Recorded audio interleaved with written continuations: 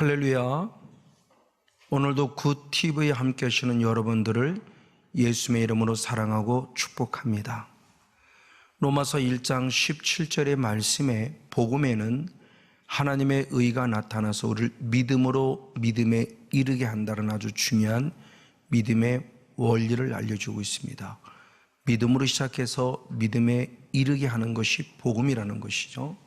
그래서 사도 바울은 로마서 10장 9절의 말씀에 우리의 입으로 예수를 주로 시인하고 우리의 마음으로 나를 위해 죽으셨고 나를 위해 살아나신 예수를 믿으면 구원을 얻는다고 말씀했고, 이어서 로마서 10장 10절의 말씀에 계속하여 마음으로 믿고 입으로 신하여 구원에 이른다라고 성경은 말씀하고 있습니다. 그러면서 이 믿음이란 단어를 사도 요한은 요한복음 17장 3절의 말씀에 영생은 유일하신 참 하나님과 그의 보내신 자 예수 그리스도를 아는 것이다 라고 말씀을 통해서 믿음이 곧 아는 것이고 아는 것이 곧 믿음임에 대한 부분의 모습을 성경은 분명히 말씀해 주고 있습니다. 그래서 주님께서 말씀할 때 구약 성경에도 호세아 선지자를 통해서 호세아서 6장 3절의 말씀에 여호와를 알라, 여호와를 힘써 알라라고 말씀하며 하나님을 잘 아는 것이 구원을 얻은 것이고 구원에 이르도록 잘하는 것임에 대한 부분을 성경이 말씀하고 있습니다. 이에 이 말씀을 잘 적용해 사는 다윗이 있었으니 다윗은 그의 아들 솔로몬에게 역대상 28장 9절에 내가 하나님을 알고 있기에 온전한 마음과 기쁜 마음으로 하나님을 섬기라 라고 말씀하며 하나님을 알고 라고 표현을 통해서 더 온전한 마음으로 섬겨야 할 것을 강력하게 아들 솔로몬에게 어필을 하였습니다. 맞습니다. 이렇게 하나님을 알아야 되는데 아는 것으로 끝남이 아니라 아는 것에 자라가야 한다는 것이죠. 그래서 베드로후서 3장 18절 말씀에도 예수 그리스도를 아는 지식에서 더 자라가라 그래요. 그러니까 예수를 아는 것으로 끝남이 아니라 아는 것에 더 자라가야 한다는 것입니다. 이 말을 달리 말하면 구원을 얻었다로 끝남이 아니라 구원에 이르도록 자라가야 한다고 하는 것을 성경의 영적 원리에서 말씀해 줍니다. 근데 또한 성경은 내가 이 땅에서는 주님을 아는 것도 참 중요한데 마지막에는 하나님이 나를 알아주셔야만 한다는 것이 또한 성경에서 말씀하는 구원의 영적 원리 가운데 하나이기도 합니다. 그럼 왜 주님은 열매를 보시느냐? 그 열매, 즉 구원에대로 자라가는 열매 가운데 열매를 보시면 주님이 나를 알기 때문이라고 그래요. 그래서 마태복음 7장 20절에 열매를 보고 너희를 알리라. 주님이 나를 알고 싶을 때는 무엇을 보느냐? 열매를 보고. 내가 이 땅에서 예수를 믿고 알면 마지막에는 주님이 나를 알아주실 때 성건용이라는 사람이 살아가는 삶의 열매를 통해서 저를 아는데 그 열매는 눈에 보이는 열매를 보고자 함이 아니라 열매로는 궁극적인 목적은 그 열매를 통해서 내 본질을 알고 싶어 하는 겁니다. 사과나무라는 열매를 맺었으면 이 나무는 사과나무이구나. 배라는 열매를 맺었으면 이 나무는 배나무네라는 것이죠. 그 본질을 알고 싶다라는 겁니다. 그런 의미 속의 열매를 말씀을 하면서 대표적으로 하나님께 인정받아 내가 너를 안다고 칭찬받은 자가 누구냐? 아브라함입니다. 그래서 먼저 창세기 15장 6절에 아브라함은 여호와를 믿으니 의롭다 여기심을 받았다. 즉 이신칭의, 바로 의롭다 여기심의 칭함을 받은 자예요. 그럼 구원을 얻었습니다. 구원은 얻음으로 끝남이 아니냐? 아니요. 더 나아가 창세기 22장에 하나님은 아브라함을 시험하시니 이삭을 바치라는 시험을 합니다. 그 시험을 통과할 때 창세기 22장 12절 말씀에 이제야 네가 나를 경외한 줄 알았다라고 표현하며 이신칭으로 여겨지는 신앙이 아니라 진짜 하나님의 아들임을 인정받는 삶이 바로 순종이란 이삭을 드리는 순종을 통해서 나타났다는 사실을 성경을 통해서 확인해 볼 수 있습니다. 맞습니다. 바로 이렇게 주님이 나를 알아가는 신앙의 단계를 생명에 이르는 열매를 맺는 단계라고 그러고, 생명에 있는 열매를 맺는다고 하는 것은 결국 뭐냐? 로마서 7장 4절의 말씀에 보니 하나님을 위하여 살아가는 자로서의 열매를 맺는 것임을 말해요. 내가 하나님을 믿는 자가 되었기 때문에 이제는 나를 위해 살지 말고 하나님을 위해 살라고 말합니다. 그런 대표적인 말씀이 고린도 후서 5장 15절의 말씀에 기록되어 있으니 예수님이 나를 죽으신 목적을 말합니다. 우리는 너무나 잘 알고 있어요. 예수님이 나를 죽으신 목적은 무엇입니까? 우리를 구원하기 위함입니다. 그리고 마귀를 멸하기 위함이요. 근데 구원하고 마귀를 멸해서 구원받기는 끝남이 아니다. 더 뭐냐로 했을 때 고린도후서 5장 15절은 분명히 말하기를 주님이 십자가에서 죽으심으로 말미암아 이제 사랑하는 성건녀 모세야, 너를 위해 살지 말고 자신을 위해 살지 말고 너를 위해 십자가에 죽으신 예수를 위해 살아라 라는 말씀이에요. 이제는 나를 위해 살지 말고 나를 위해 죽으신 하나님 예수 그리스도 성령님을 위해 살라고 하는 중요한 메시지가 있어요. 이렇게 하나님 위해 살아가는 열매를 맺는 사람이 결국 무엇이냐? 거룩함에 이르는 열매를 맺으니 그 마지막이 영생이라는 거죠. 그래서 로마서 6장 22절의 말씀에 거룩함에 이르는 열매를 맺는 그 마지막은 영생이니라 그랬습니다.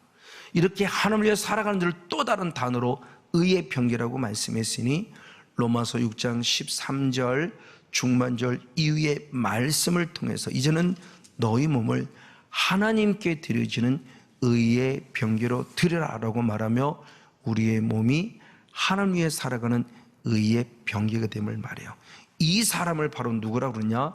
로마서 12장 1절 말씀에 영적 예배자, 너희 몸을 하나님이 기뻐하는 산 제사로 드리라, 이것이 너희들 영적 예배. 그러니까 내 자신을 살아가는 것이 아니라 오직 주를 위하여 살아갈 때 영적 예배자라고 말씀하고 있어요.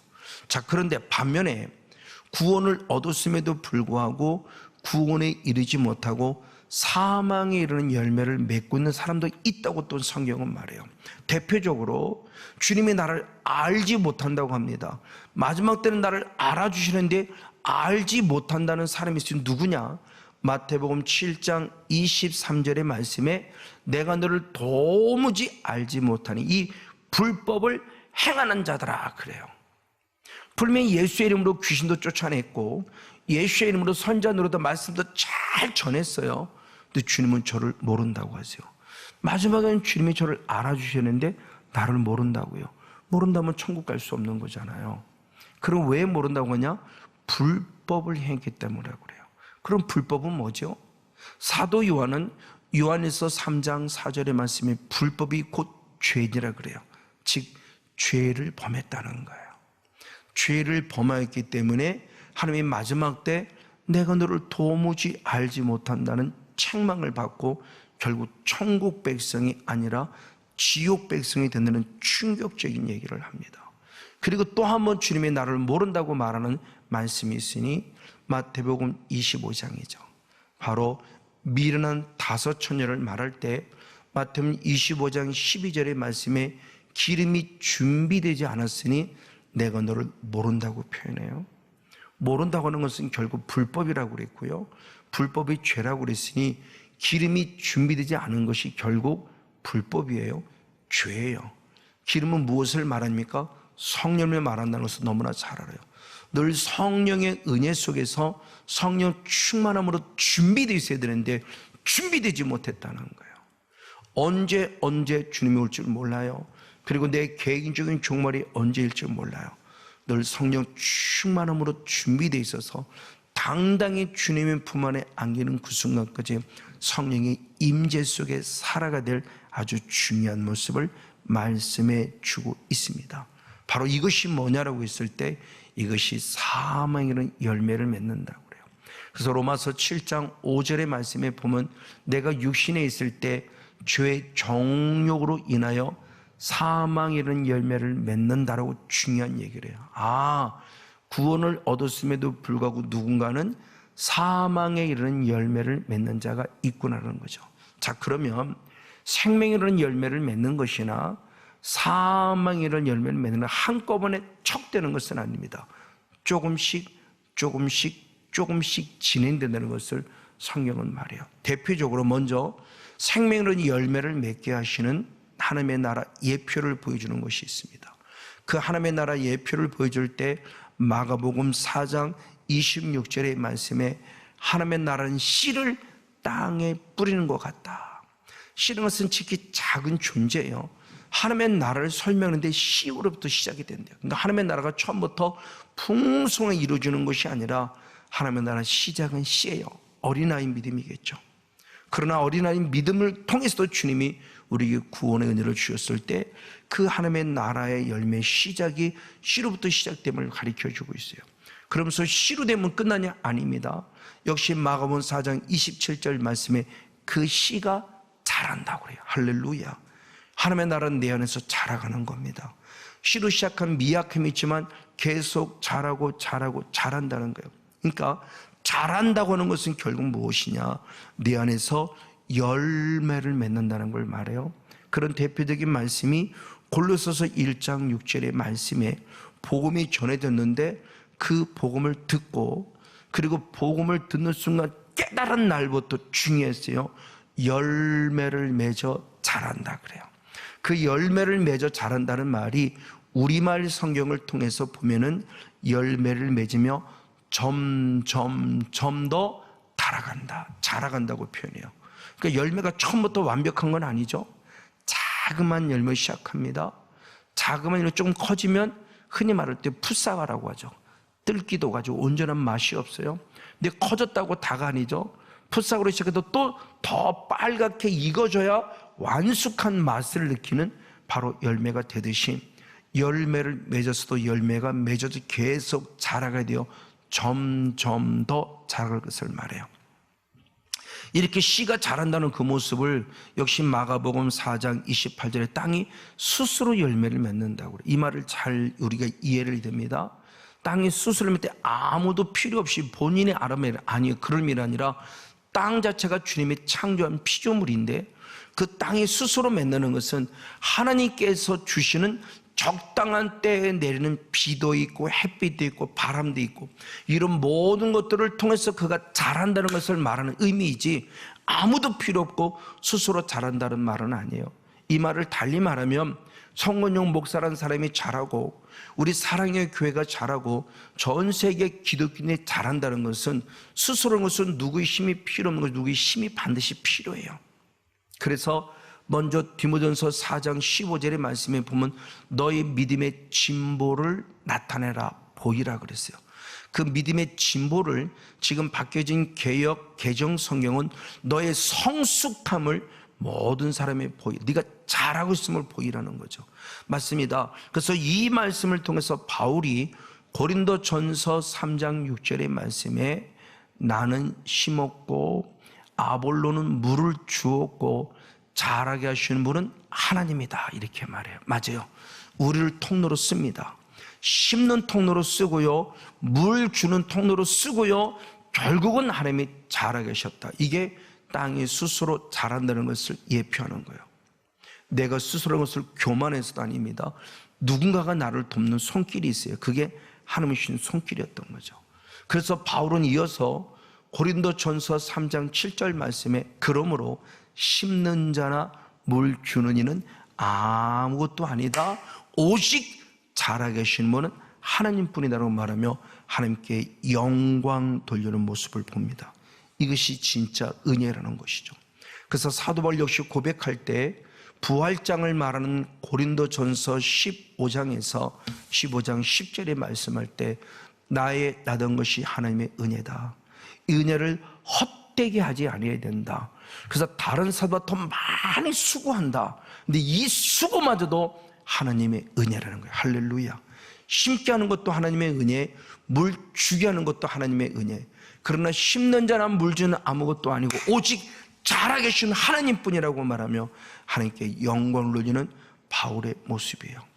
그래서 하나님의 나라는 씨로부터 시작되지만 씨로부터 시작된 것이 차츰차츰 자라서 이삭이 되고 이삭이 곡식이 돼서 완벽하게 이루어질 것을 말씀하는데 우리를 통해서 일하신 하나님인 겁니다.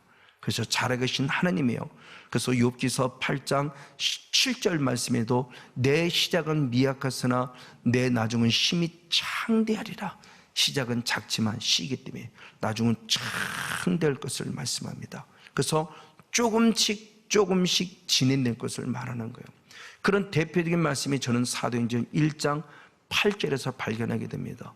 성령이 너에게 임하시면 너희가 권능을 받고 바로 땅 끝까지로 증인이 되리라 라고 말하며 동사가 3번 나옵니다.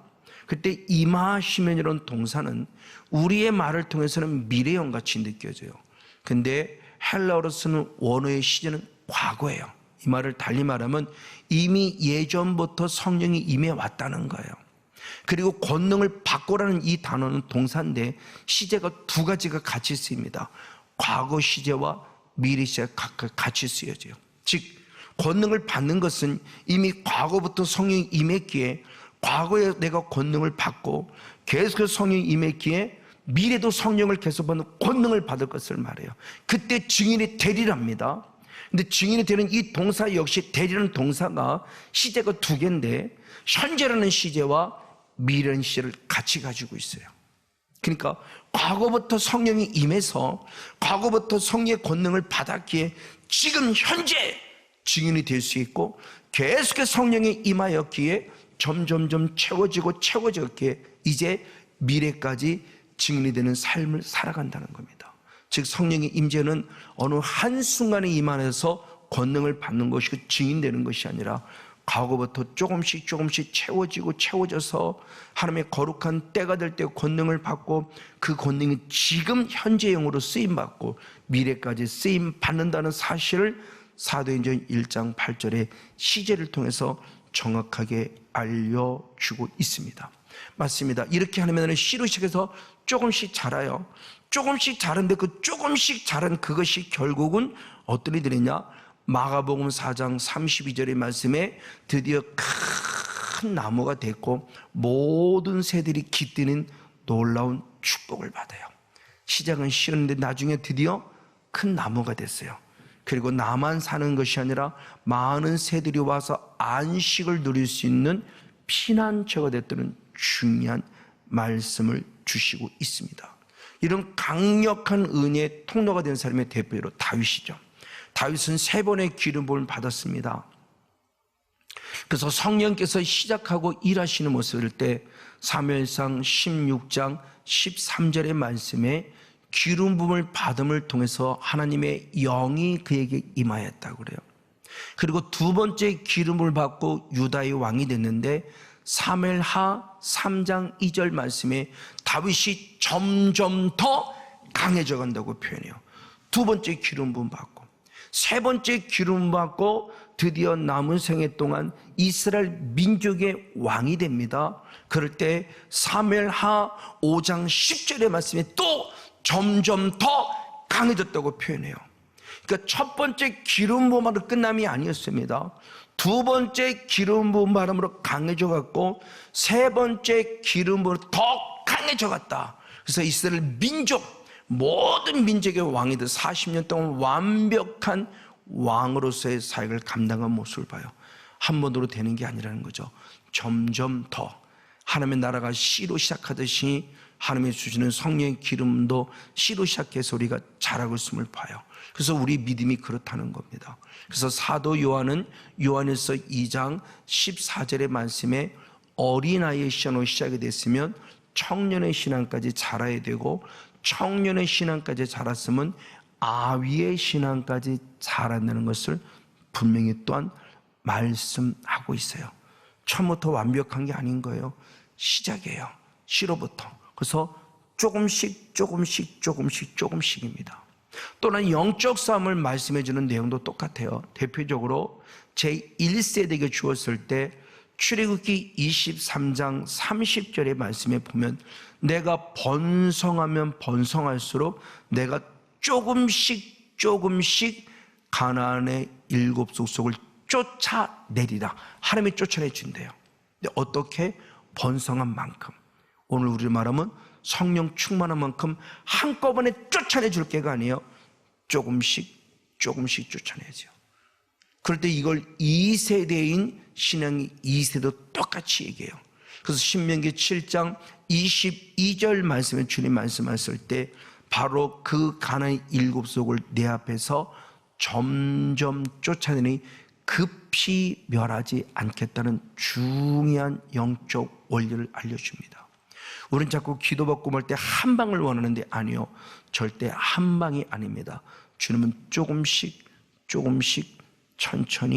천천히를 말씀하고 있습니다. 그런 대표적인 한 예로서 저는 예수님을 통해서도 봅니다.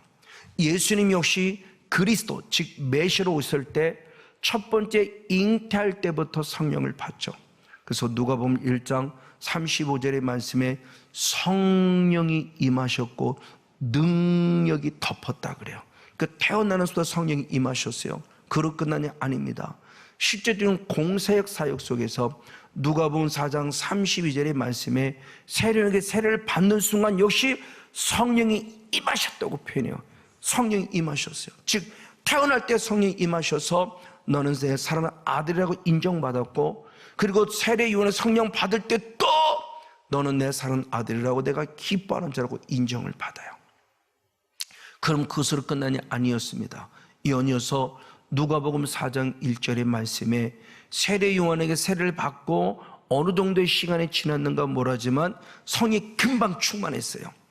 요단에 돌아 성이 충만하셨고 마지막에는 성이 이끌림을 받았고, 한 단계 더 나아가 누가복음 4장 14절 말씀에서는 더 충격적인 일이 성이 권능으로 일하셨다.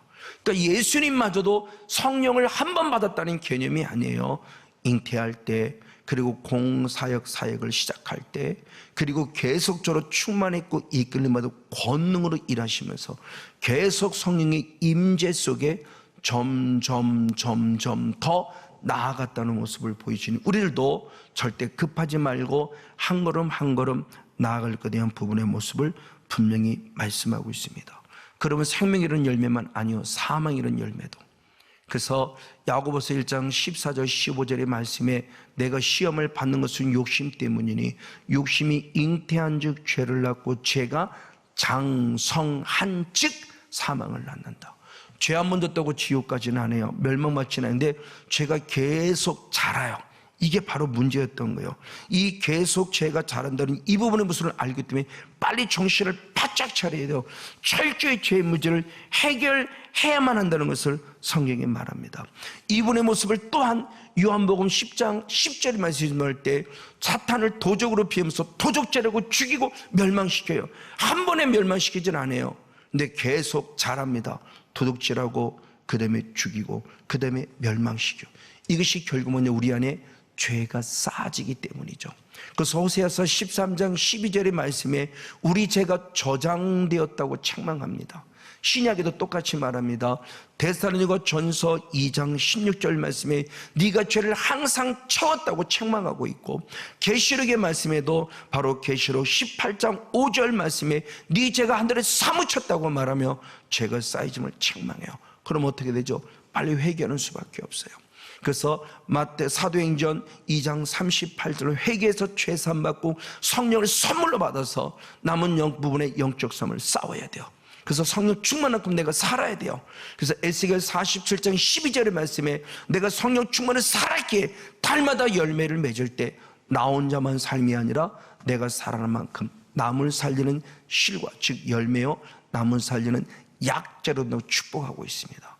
우리 모두가 같이 성령 충만함 받아서 내가 산 만큼 시작은 미약하지만 나중에 많은 사람을 살려낼 수 있고 가정과 가문을 살리는 복된 주인공 우리 모두가 되어지기를 예수님의 이름으로 간절히 축복하고 축원을 드립니다.